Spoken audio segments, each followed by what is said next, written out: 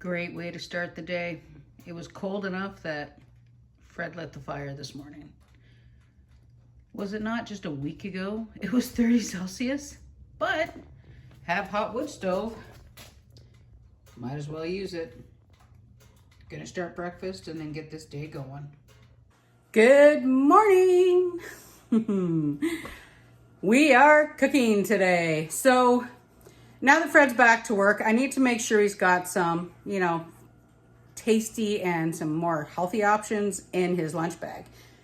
So like we talked about before, I like to make his lunches. That way I know he's got a complete lunch. And normally there's things like grapes in there, things that are easy to get out of a container and into his mouth. His job's pretty messy, pretty dirty. So I do try to basically to make it easy for him to eat. But one of the things that we do like to make are muffins. Later on, we're going to be making some blueberry muffins, and they just taste good. And he likes them. We still have quite a few blueberries in the freezer that we can use, so tasty. But one other thing we need to do is use up some rhubarb. Now the rhubarb is actually ready to go. I'm not making any more rhubarb juice this year, but what I'll do is I'll share that video down below with you, or maybe I'll put it right there. We'll make life easy. But what we are going to make is a jam recipe. Yeah, do I need any more jam? No, but it sounded great. So this recipe came from Warden Family Farms.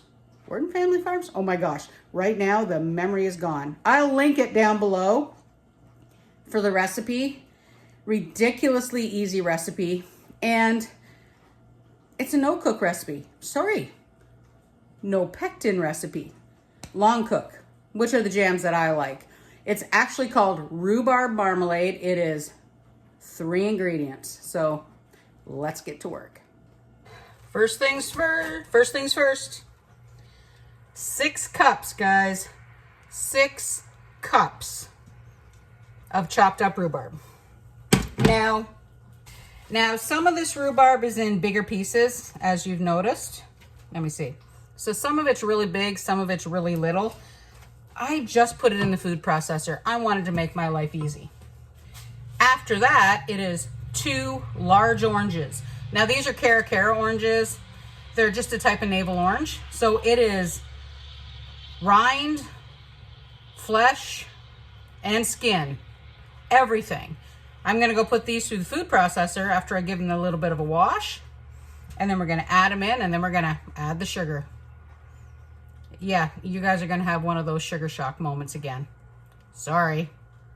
So the reason why I picked Cara oranges are 1, they taste fabulous. And 2, the pith is not super thick. And I don't think I've ever found a seed in one of these either. So just so you know, these will be chopped up into little pieces, and it'll actually be smaller than the rhubarb. So, all right, I'm almost done.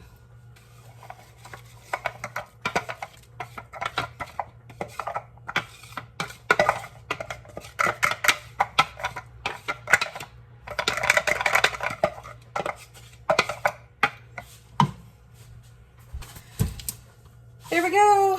The 2 oranges are in the mix.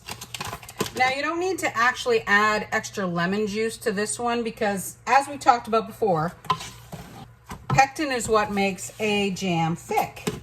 Well, in this case, there's all that pectin in those 2 oranges, which just makes it perfect. This is where the shock starts. We have 6 cups of rhubarb, and like a standard no pectin recipe, it's equal amounts fruit and sugar. But in this case, you don't actually count the oranges. The oranges have so much acidity and things, they're not actually in that ratio. So 6 cups of sugar it is. Now I'm going to use part white sugar and part the regular sugar that I have, which is that cane sugar. So it'll be half and half. 1, 2, 3. Now the reason I'm doing half and half though is that I have to make sure I have enough sugar for the hummingbirds, Alrighty, tidy up a little bit. Wow. So this is going to now cook on about a medium, give or take. It can take anywhere from 45 minutes to an hour once this warms up, because that depends totally on how much liquid you've got in your rhubarb. So I'm going to let this start warming up, let the sugar melt, and that'll tell me if I need to add any extra water, which normally you don't have to. I mean, look, it's not even warm yet, and that sugar's already dissolving with this rhubarb. Oh. And it's just rhubarb, orange, and sugar. But wow, does that ever smell good already? And I can sit here and watch the acids in this fruit just dissolve that sugar. Wow, look at that. Alrighty, guys. I'm going to let this start cooking, and we'll keep an eye on it for the rest of the morning. The jars just have to be washed, and then we're good to go. This, guys, has been cooking for about an hour. Now, my rhubarb is really, really juicy, but doesn't that look fabulous? Now, I don't think it's done yet, but what I did is we're going to do a plate test. So I've got a small saucer in the freezer, so let me go get it. Okay, ice cold saucer. Let me grab a tiny bit of this marmalade.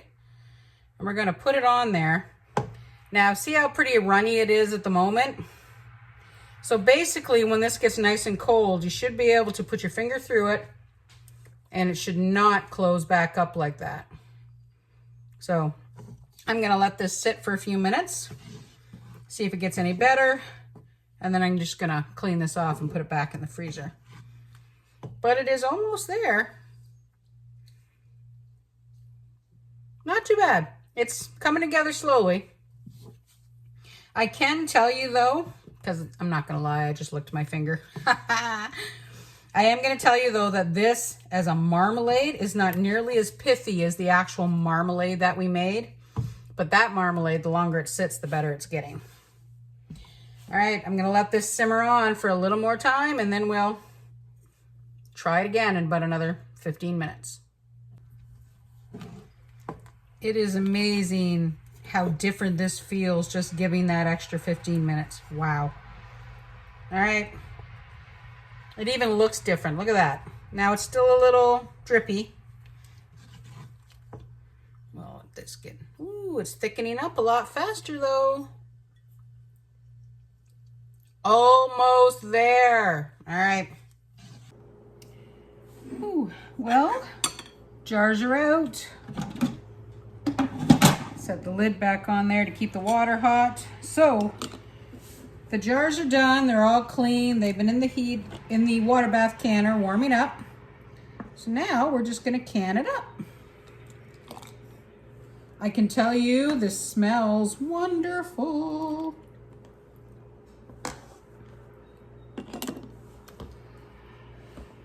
So as this is a jam, it's like regular stuff. You put the jars in, adjust all the headspace for about 1/4 of an inch. I tend to leave a 1/2 inch. I don't know why, I just always have. But yeah, I can tell you this smells great and it looks fabulous. Woohoo. Now I should have, and I probably could have cut the rhubarb a little smaller before I put it in the food processor, but hey, live and learn. This is the first time I've done this recipe, so it's just do my thing. Point is, it tastes good.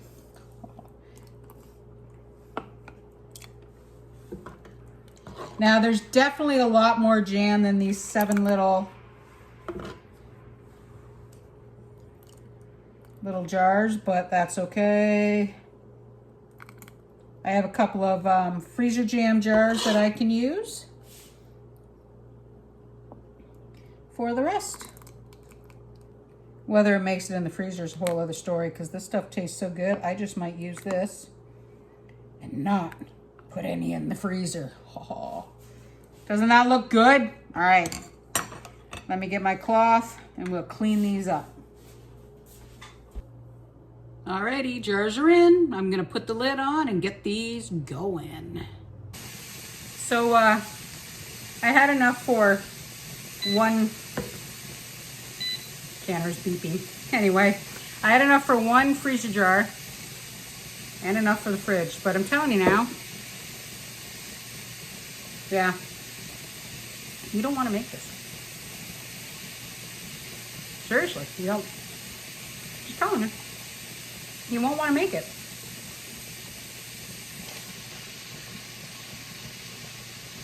I'm a terrible liar. This stuff's good. It's actually still warm.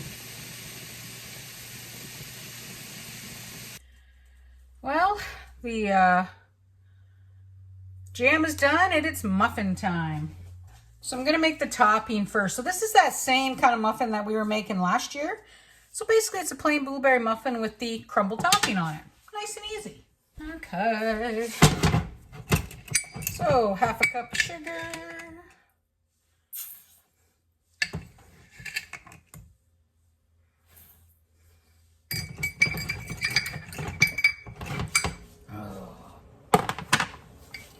Third of a cup of white flour, 1/4 cup of butter, and it says 1½ teaspoons of cinnamon, but that looks good enough. Get this all taken care of.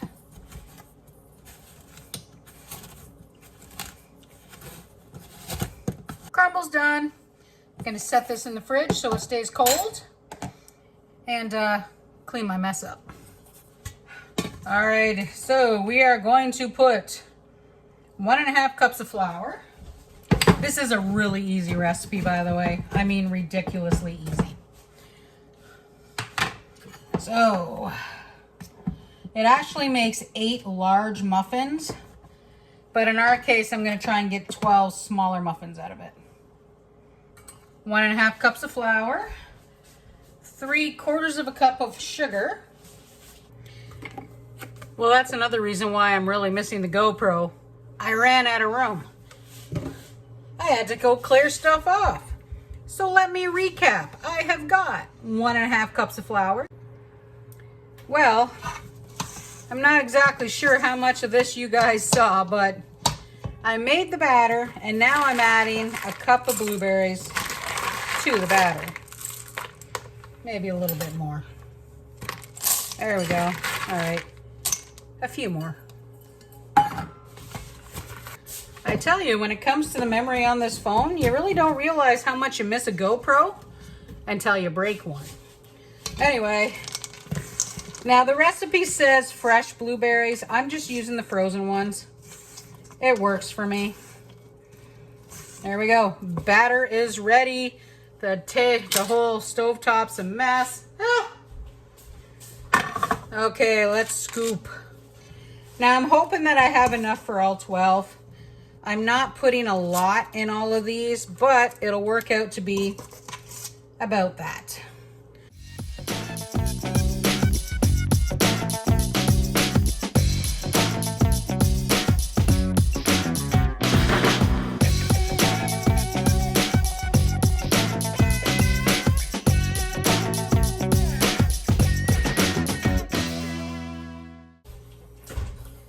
Okay, muffins are done. And now a big old handful of the streusel on each one. I have to admit, this is my favorite part of eating these muffins, is this topping. I've put it on rhubarb muffins now, raspberry muffins, apple muffins. Just saying, it's even better. Because the topping recipe is actually too much for this whole recipe. All right, so these will bake in a 350 oven for about 20 to 25 minutes. And then time for me to clean this mess up. Don't they look fabulous? Make sure they don't stick. Muffins are done. Our marmalade is done. Doesn't that look great? Hasn't quite set yet. It's still too hot. But all 7 jars sealed. This has been a very successful day in the kitchen. Well, it has been a very busy day. So, I've got my toast with my jam. Yeah. So we've got jam made. We have got muffins made. We watered all the seeds outside. Did the dishes. Ashley did 2 loads of dishes. Cleaned up the mess in the kitchen. Now it's time to sit and relax a little bit. So I've been reading. I've only been sitting for about a half an hour, to be honest. But I got my book, got my iced tea, I got my toast and jam. I've got the nastiest looking hair. But I feel pretty good about the day. So anyway, everybody, I guess that's it. We did a little bit of cooking. I have a unexpected day off during the week where I was just puttering all day. So we'll see everybody next time. I hope you guys have a fabulous day, afternoon, evening, morning, whatever time of day it is for you. And we'll see you next time as we do our Simple Life here on PEI. Bye for now.